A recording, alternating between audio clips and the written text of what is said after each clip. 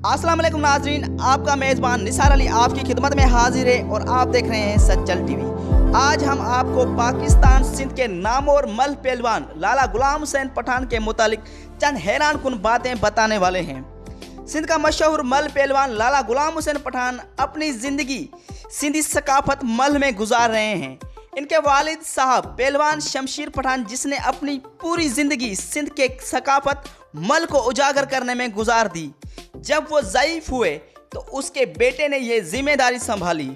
पठान होने के बावजूद ये खुद सिंधी कहलाते हुए फ़ख्र महसूस करते हैं, लेकिन कुछ लोग पहलवान गुलाम हुसैन पठान के ऊपर जलते हैं, इसलिए वो सोशल मीडिया पर रोज़ नई बातें बोलते रहते हैं।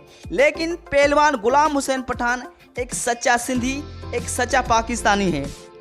उसने आज तक किसी को भी कुछ नहीं कहा, ना आमने सामने ना सोशल मीडिया पर। इसका कहना है, हम अमन परस्त लोग हैं, हम नहीं चाहते सिंधी और पठान आपस को बुरा भला कहें।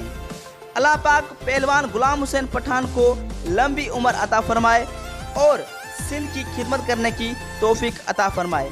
Pakistani social media.